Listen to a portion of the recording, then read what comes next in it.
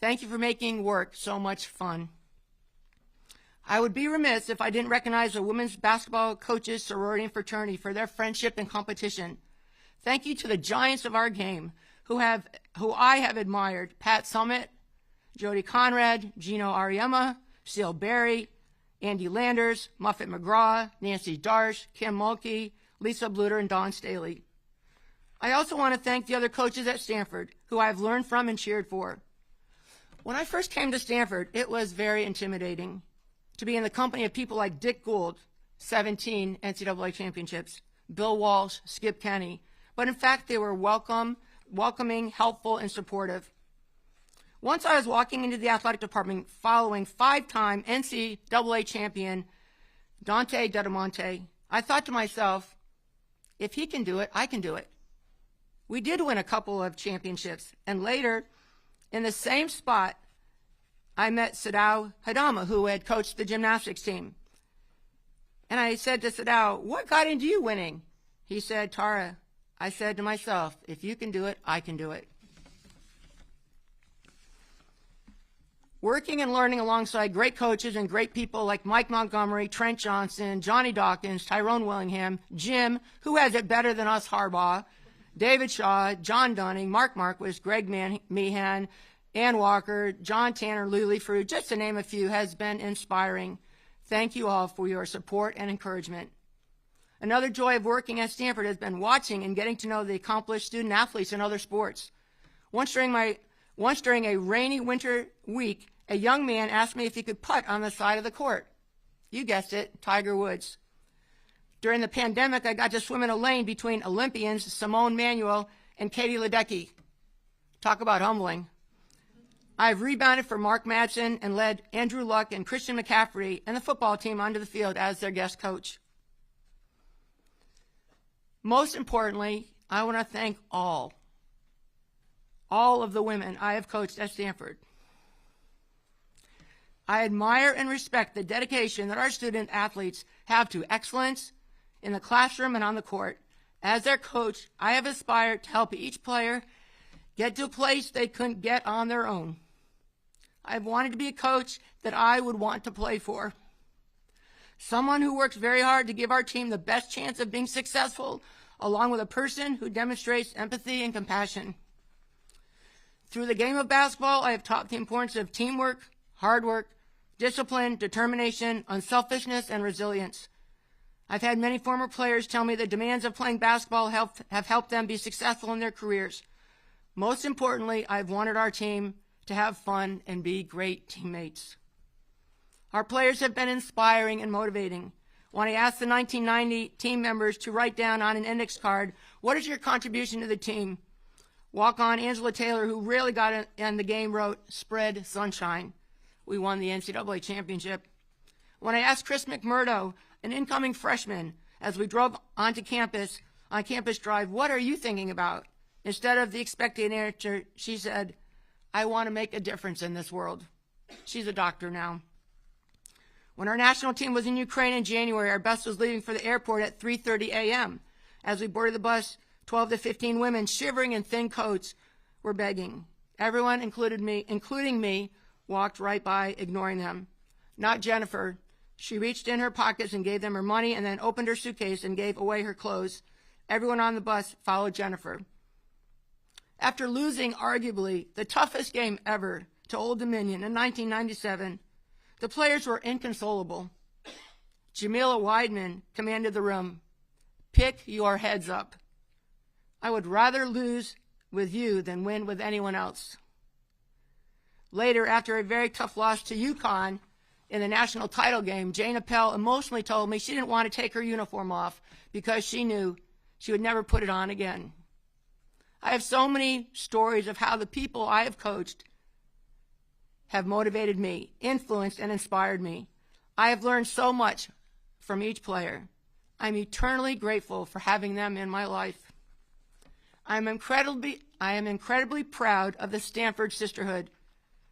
We've had real sisters. Carly could find Bonnie open anywhere on the court. Nneka was another coach for Chennai, and Lexi and Lacey competed daily. In tough games, the sisterhood is a key to victory. It was very exciting this season to win 3 overtime games. I don't think we've ever had 3 before. And see how hard everyone was playing for each other. Yes, the championship years are on the wall in Maples, but what I see when I look up there is Kiki high-fiving Cam, Jennifer and Sonia leaving the court, arms around each other, Candace hugging me, and Nneka embracing Roz. It is the friendships that we have that makes it so special. It has been an honor and a pleasure to be part of these women's lives. My goal has been to be a teacher, mentor, confidant, and eventually a lifetime friend for them. I have grieved at funerals of parents and former players. I have celebrated at weddings. When children are born, I've been called within the hour, or I talked my way to the hospital to see mother and newborn. As John Poland said to me when recruiting Jeanette, Tara, we are family. Thank you, fans and the Stanford Fast Break Club. Our fans are fantastic. It has been thrilling to see the attendance at our games go from being able to count on my fingers and toes the number of people in the gym to sold-out Maples. I will be sitting up with you next season cheering for our team. I'm very sad about losing the great Pac-12 conference. Thank you to the outstanding coaches that I have competed against for close to 40 years. Thank you to our conference administrators, conference game officials, and Pac-12 network. Thank you, media, for your coverage of our teams through the years. What a pleasure it has been to get to know Dwight Chapin, Elliot Allman, Darren Sabeta, Tom Fitzgerald, Ann Killian, Michelle Smith, Scott Osler. It's a big game if all 3 from the SF Chronicle are here. Marissa Injami, Joan Ryan, Janie McCauley, Anthony Flores, Cheryl Coward, Michael Roberson, Jason Dumas, Aaron Wilson, Kate Rooney, Vern Glenn, Gary Radnish, Ashley Adamson, and Mary Murphy. Thank you for telling the stories of our games and great players. There's a young girl out there who will watch or read about Stanford women's basketball, and her dad will say to her, basketball will take you everywhere. Questions? Thanks, John.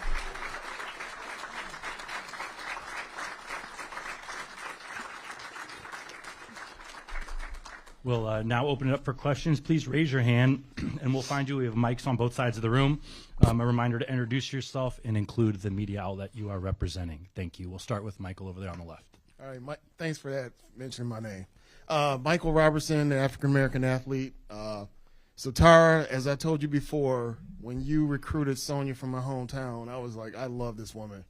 And then when you guys won the championship, it was awesome. So I also want to thank Brian Rizzo for finally getting me credentialed to cover you guys way back in 2010. It's been a pleasurable ride to see you this whole time. So how would you surmise how it ended when you had all these great players during this time frame I covered you guys, like Nneka, and then you go to Kiki and Cam to end this your career? You know, Michael, thanks for being here today. I honestly have to pinch myself and just say, wow, what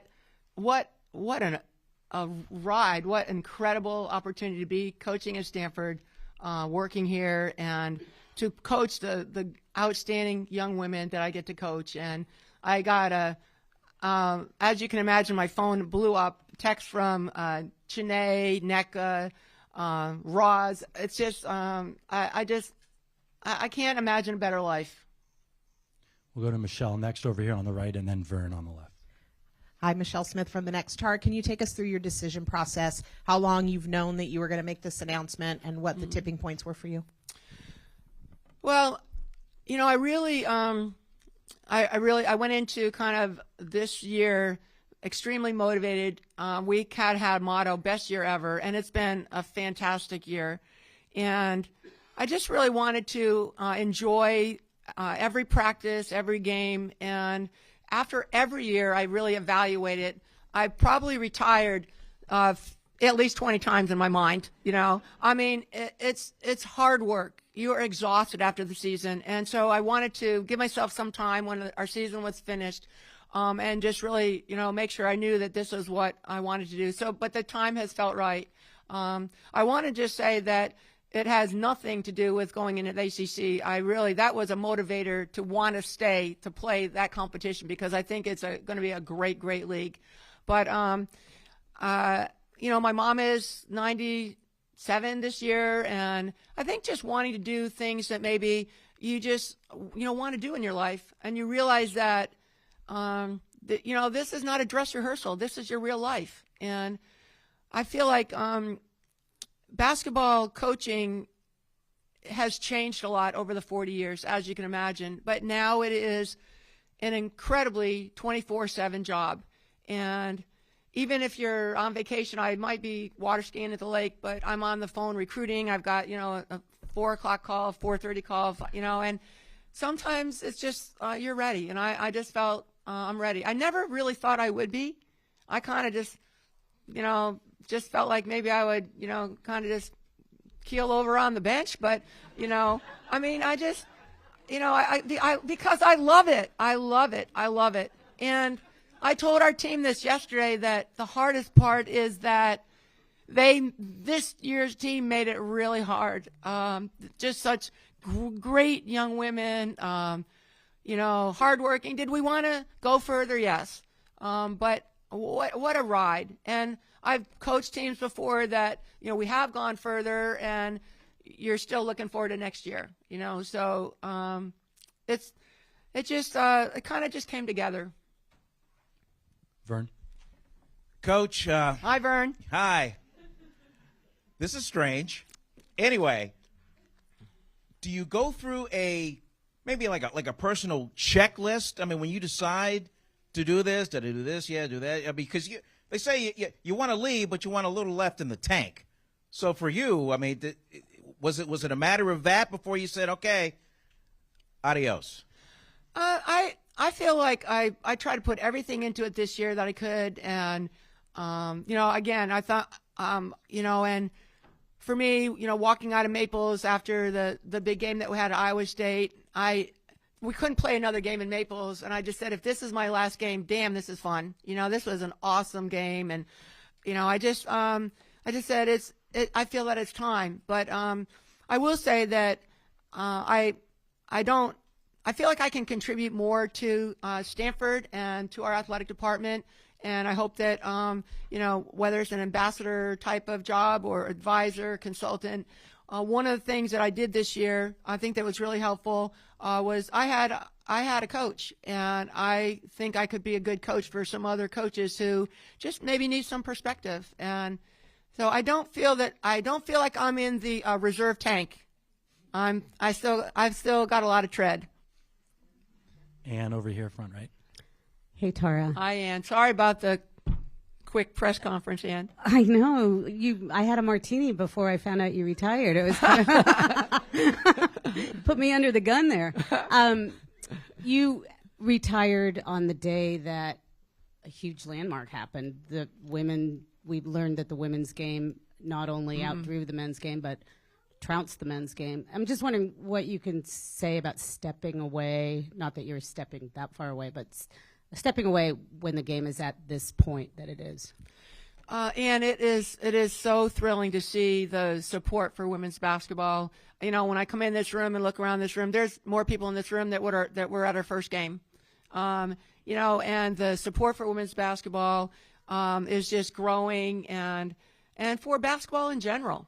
It's very, very exciting. And I do feel that, you all as members of the media are so important to the growth of our game. And it's, where we are now is because people are watching and learning and getting to know these outstanding players. But the game is more than one or two teams or one or two players. And it's really exciting to see kind of where we are. So I feel like I'm leaving it in a good place. Next we'll go Cheryl in the back row, and then Janie here in front.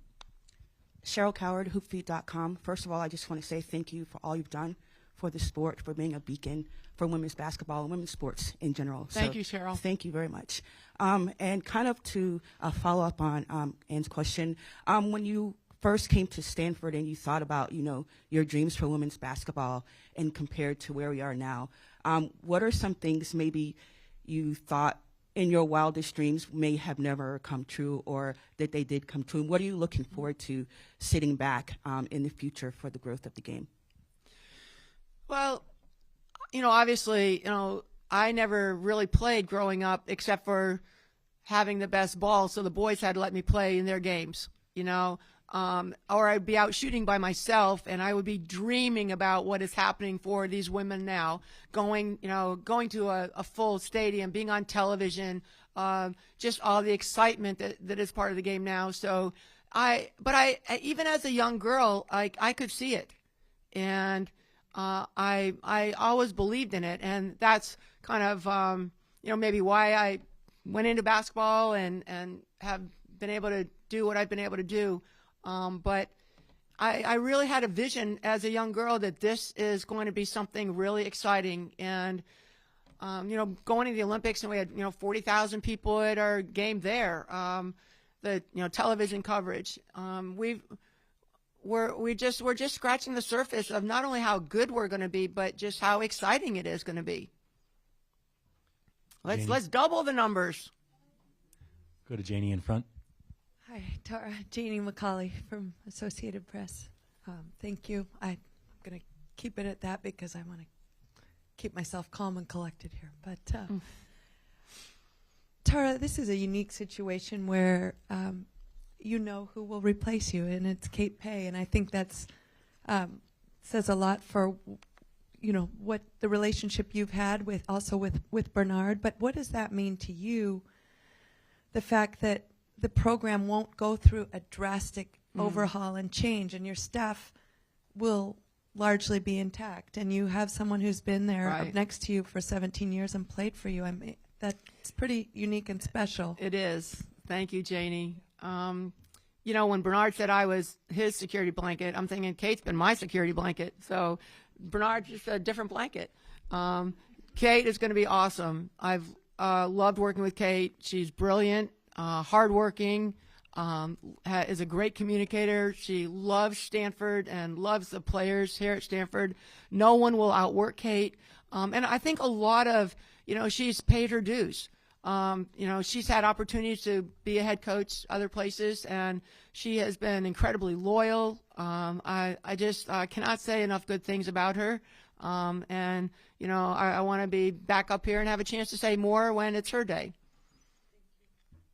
We'll go to Ben over there on the left. Over here. Hi, Tara. Hi, Dan. Ben Parker, CardinalSportsReport.com. Tara, just what's been the kind of key to your kind of evolution as a coach from when you got to Ohio State to now, and just you've always been able to kind of adapt and change, just kind of what's been the key to that? I would just say that I really feel like I'm a lifetime learner. I'm really curious about, and I'm a copier. So I watch teams and see what they do, and I watch a lot of games on TV and obviously on my hard drive now. But I think that just wanting to always give our team an edge, give our team the best chance of being successful, developing ways to have our team prepared, and I think that's been. And also just wanting to always really keep it fun, just knowing that, basketball is, it's fun. It's great going to the gym and make it, have fun with it, be excited. Next, we've got a question back middle. Hi, Kiki Iriafen Jr. Stanford women's basketball, Tara, amazing career. Kudos to you. So what is your favorite Tara-ism, your favorite Tara saying? Wow. Let's see, Kiki. Let's see. Well, there are a couple of them, I guess. Let's see. Sleep nights, when we're not focusing on a drill. That might be the one of some days you're the dog, some days you're the hydrant. And some of them just, they made the movie Dumb and Dumber and you weren't in it. So, just some of them just pop into my mind, at the time. You know, it's I think some of it is just knowing maybe who I'm talking to too. All right, we've got Troy over here, front left. Hi, Troy. Hey, Tara, good to see you again. 3 national championships, 90 and 2021. How would you compare and contrast those 3 national championship squads? Well, you know, I think we were able to win in 1990 because of the 3-point line.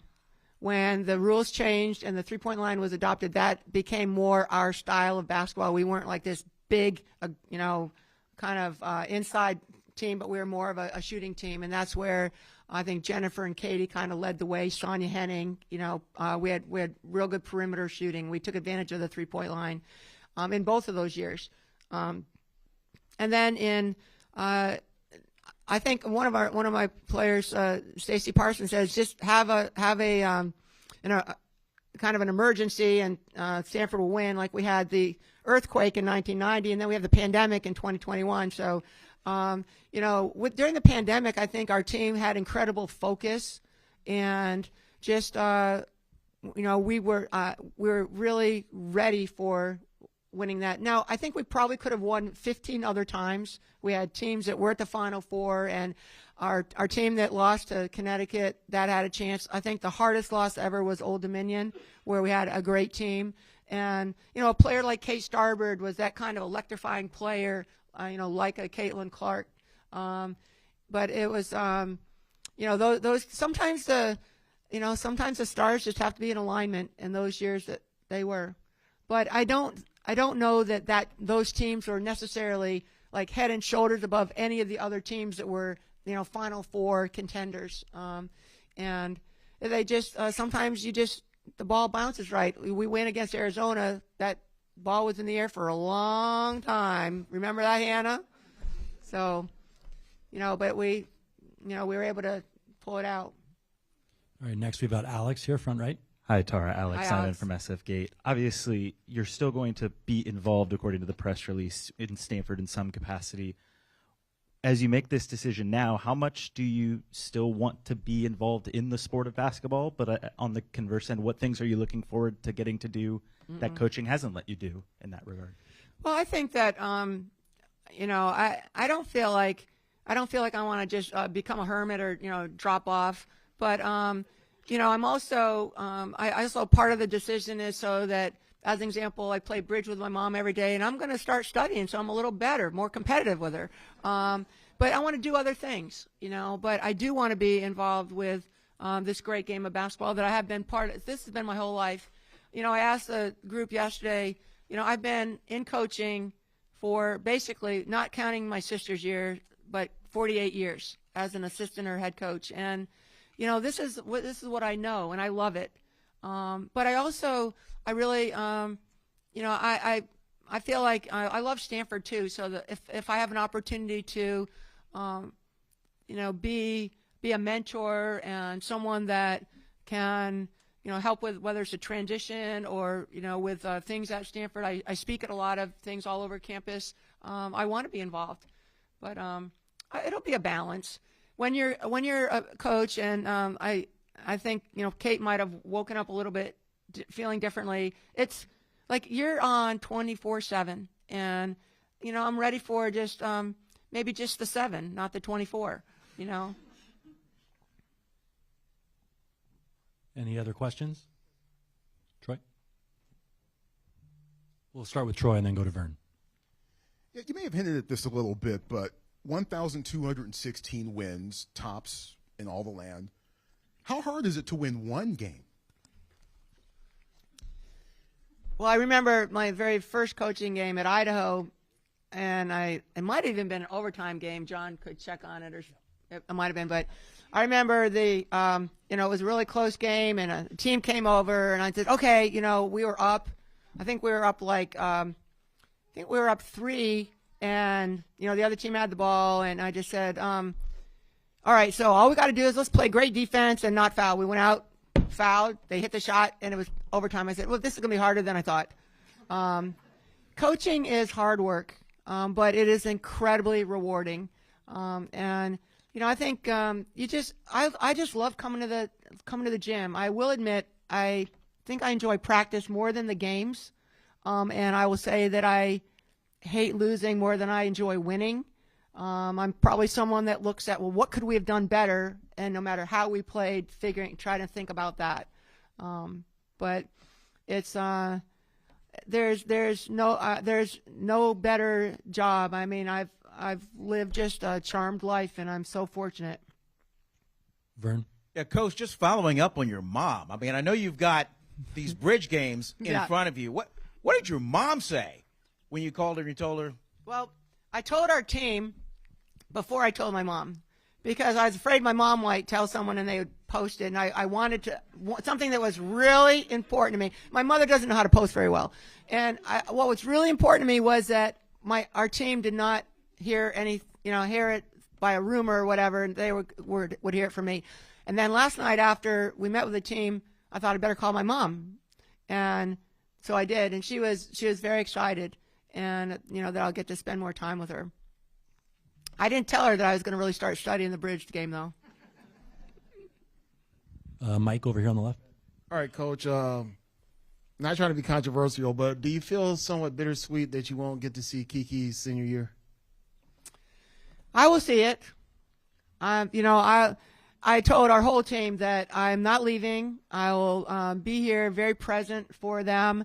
And I just said, just because you retire doesn't mean that you're not going to need to eat lunch. So I'll be in the stands. I'll be cheering, and I'm very excited about the development of our young players. I mean, every player, they're very motivated. They're in the gym, and kind of what Kiki did. I think I will say tonight in our banquet, copy Kiki. I mean, she went from the numbers are incredible, and the confidence that she has shown and the leadership that she has shown. And I think that, other players also want to come and play with her, and they've expressed that to me. So I will always be Kiki's coach. I mean, Kate might get it for 1 year, but I've had it for 3, and I've loved it. Ben, over here on the left. Hey, Tara. Hi, Ben. Hey, I just want to know how much pride you take in the coaching tree that you've kind of set up. You got Lindy at UNLV, you got Charmin at Cal, you got Kate taking over for you here. Just how much pride do you take in seeing former players kind of carry on your legacy as coaches and being able to impact them in that way?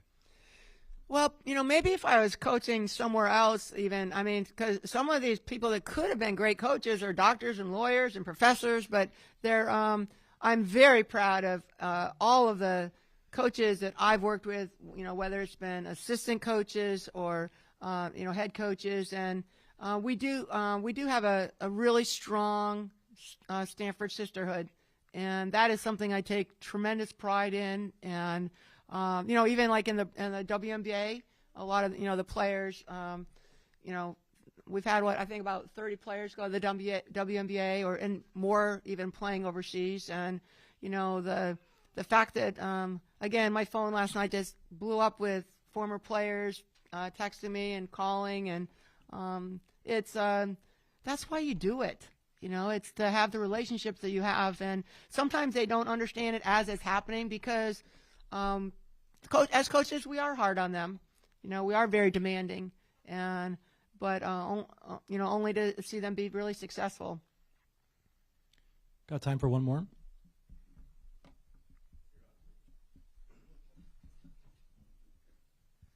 Hi, Tara. Larry Moody. I'm the former mayor of the city of East Palo Alto. I'm presently with Job Train as a government affairs person who you've supported us for decades. And my question to you is, first of all, I want to say thank you on behalf of the community of East Palo Alto, because as long as I've known you, you have always made it a point to bring the women's basketball brand into our community.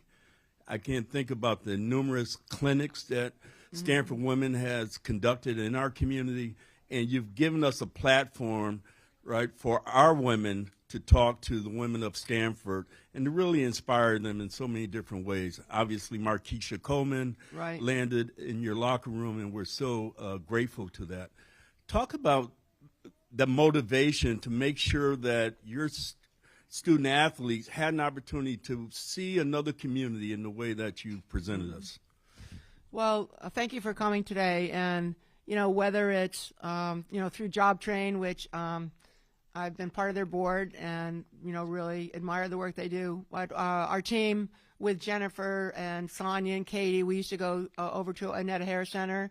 And that was back in the day when I was playing. And we would play against the fellas there. And it's, I think that that's what a great part of the type of player that we have at Stanford is that they give back. And I think that that's something that we really try to do. We had actually what's called the Shoot for the Stars program, where kids would come over to campus and, wanting to have, Stanford not be on an island, but be part of the community. And I'm really proud of the kind of the community involvement that our team, our coaches, and our players have done over the years.